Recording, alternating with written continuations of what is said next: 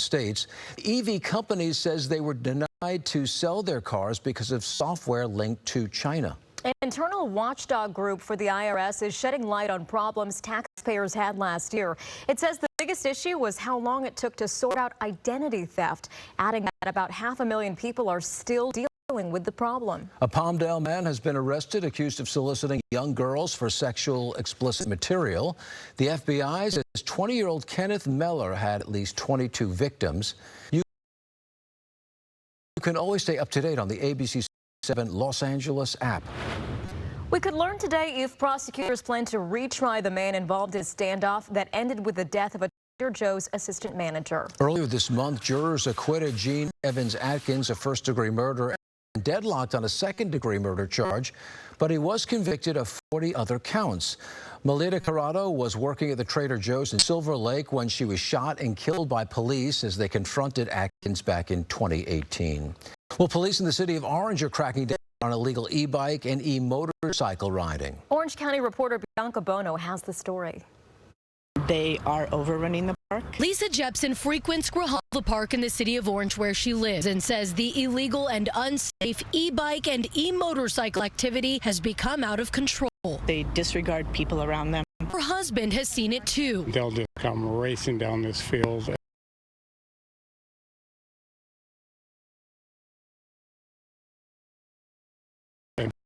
Jump. They have no respect for anybody else. They're not alone. The Orange Police Department says they've been flooded with calls, which is why they're increasing patrols at the park. Sharing just one example of their recent crackdown. Really bad idea. Last week, this is what happened when a motor officer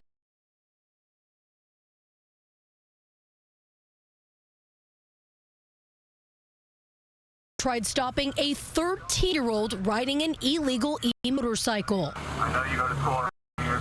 I'm gonna find you. What's mom and dad gonna say when they see your face when I show them this? The rider refusing to stop, so the officer chased him through the park. I promise I'm a better rider than you. Eventually, that teen was caught, cited for 9 separate violations. He was trying to explain to him, you need to be safe while you're out there riding. That's the most important thing that you need to do. Plus, we want to make sure that the people in the park are safe. I think he learned. As the video goes viral on social media, police hope it sends a message to riders and the concerned community. The whole idea about posting that was to make awareness for our community that we are addressing the issue that they have called us about, as well as to raise awareness that these e-bikes can be dangerous. And the lesson learned here will likely be an expensive one. Police tell us depending on what violations stick when this teen goes to court, the total cost will probably be in the thousands. In Orange, Bianca Bono, ABC 7 Eyewitness News. Well, 4:44 is your time right now. We've finally reached Friday. We know a lot planned. We made it, Harley. We did it. We did it, everyone. Well, we're looking at a marine layer out there, and a lot of those areas that are dealing with some of the lower clouds may be socked in just this morning, but we're going to see some of that sunshine, or we hope to, at least through the afternoon hours. Now, expect to see mostly cloudy skies up until about mid-morning. That's for the valley spots. The closer you get to the coastline, though, that means you may even see the clouds a little bit longer. Glendale, you can see those clouds out there being reflected off the light, 62 degrees, a light to calm wind out there, but we could see some gustier conditions later today. Now, we are looking at morning clouds and fog, and for some areas along the coastline, that means some of that fog feels like a mist out there, and we'll see that gradual clearing as we move into the afternoon hours with some sunshine. This weekend, we will be looking at a cool down, temperatures dropping maybe an additional 2 to 5 degrees, with anywhere from 3 to 6 degrees below average for this time of year, 6 to 12 degrees below average in our deserts. But next week, we'll get a gradual warming, very slow, maybe a degree or so a day. But as we move toward the following weekend, July 4th, we could see a heat headed our way. All right, a red flag warning is in effect right now. This is for mostly our desert communities into San Bernardino, with the wind advisory as well. We're looking at some of the wind gusts as high as 40 to 50 miles hour, and the winds 20 to 30 miles per hour as we move into the afternoon. Monsoonal moisture coming in from the south, and you can see some of those lightning strikes. That is a concern, of course, because if we see the lightning strike any kind of brush, that fire could move rapidly with some of those strong winds. So we're going to be watching that as we move into the weekend. Now, take a look here at a trough that's moving into the Pacific Northwest. That is going to bring us some cooler temperatures, not necessarily rain, but definitely cooler temperatures. And as we move toward Monday, this is where we see our best shot to maybe start getting a little bit of rain along the coastline there, about a 10, maybe a 20% chance as we get closer to Monday and Tuesday. But check this out. We're going to continue to see more or less a zonal flow before we get a high pressure system in place that start bringing us much warmer temperatures by next Saturday as we start to see 80s and potentially even 90s returning to our deserts. All right, as we take a look at some of our temperatures for this week, we're looking at LA and Orange County, mid to low 70s, mostly cloudy skies. Then that afternoon sunshine, partly sunny as we move through the week. Take a look at the beaches, low 70s to upper 60s, also getting morning clouds and sunshine with upper 60s through next Thursday. And if you are headed to the deserts, Palm Springs this weekend, you're going to be looking at mid 80s for Lancaster, Palmdale. Meanwhile, Palm Springs looking about 98 degrees. All right, John, Irene. All right, Carly, thank you. Let's get another check of our roads with Scott Reif. Good morning, Scott. Hey, good morning, Irene. John, good morning, everyone. It's Drive. There's nothing to really worry about out there. We don't see any delays. We've got a problem in Redlands to talk about, but here's a look at the airport. And, we're fogged in. It looks like we won't really lift until about the 9 o'clock hour, according to the forecast. The only problem we've had for the last couple of reports here is this problem in Redlands on the 10 freeway west of California. That is the high volume stretch of the freeway, but they just moved it out of lanes to the shoulder, according to the report. It's semi-involved, but it looks like we're not going to have a delay there. So overall, right now, the freeways look really good. John? That is great to hear, Scott. Thank you. Well, it is official. The billionaire tax will be on the November ballot, and if it's passed and signed into law, the measure will temporarily impose a 5% tax increase on billionaires in California to counter federal cuts to health care for low-income people. The goal is to generate $100 billion in state revenue. There are 250 billionaires, 250 people in a state of nearly 40 million. There are 250 billionaires who have a net worth of about $2 trillion. That's equivalent to half of California's entire GDP. And what we're saying is tax these 250 billionaires 5% one time so that millions of Californians can have health care. The billionaire tax has faced major pushback from Silicon Valley tech moguls, as well as the governor, who's argued the proposal could drive tech innovation out of California. President Trump issued an executive order to study the health risks posed by pesticides and reduce pesticides in the food supply. The order does not call for new legislation or regulations, but it does not provide any new federal funding. Critics say it doesn't do much to meaningfully address pesticide use consequences.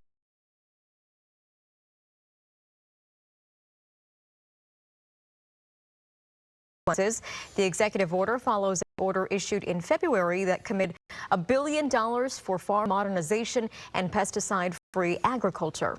Well, buying a computer, an iPad, or a video game is about to get a lot more expensive. Now, prices are rising, all thanks to a shortage of computer chips. Here's ABC's Andrea Fujii. Two tech giants are raising prices by hundreds of dollars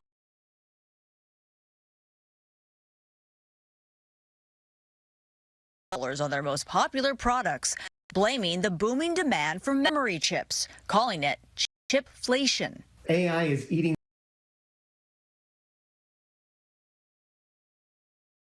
the world's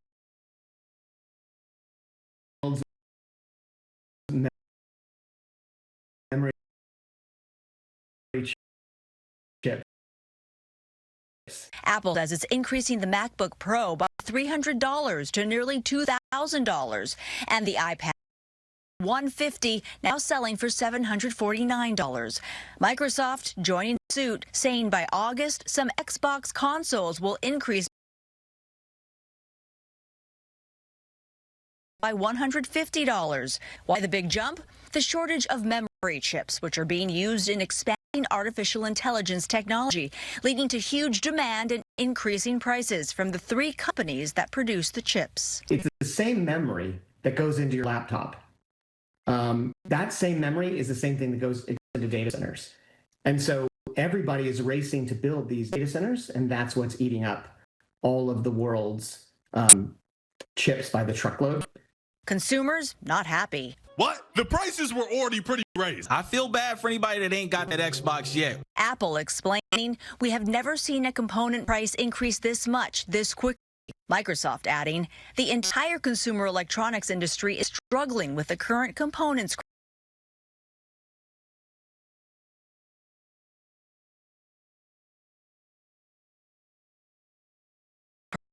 Experts warn prices may go even higher. This is just the beginning of price increases. Unfortunately, you know, Apple and Microsoft are two of the most premier players in this field. And if they are increasing their prices, we're going to see other competitors following suit. iPhone prices remain unchanged for now. But with news that Apple is raising prices on other products, its stock fell nearly 5% Thursday. Andrea Fujii, ABC News, New York. Well, from a wedding party to a very serious jealous pup. It is Friday, and we love animals. Look at that dress, how cute. A wedding photographer was able to capture this sweet moment as a bride and groom danced with their dogs. This is something you would do. These poor animals, like, what is going on here? Why am I wearing this? They look beautiful.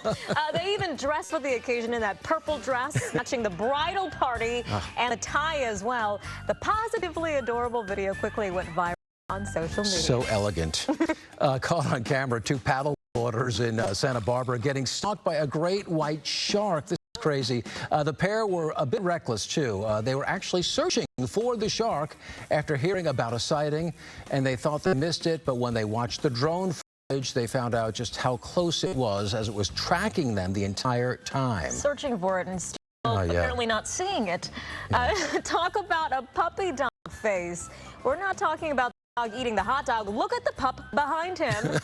It was a bark in the park night for the Rangers-Marlins game this week, and a cameraman spotted the munching pup and his apparently very jealous friend. Look at that look. As they say, it's a dog-eat-dog world. I get that look every time I sit down to eat something in my house.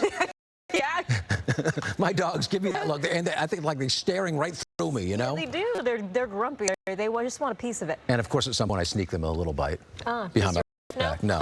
Well, she does now, I guess. Well, trying to keep food on the table, a food distribution event for those in need. We'll tell you where it's all happening and how you can pick up some free groceries. Plus, if you're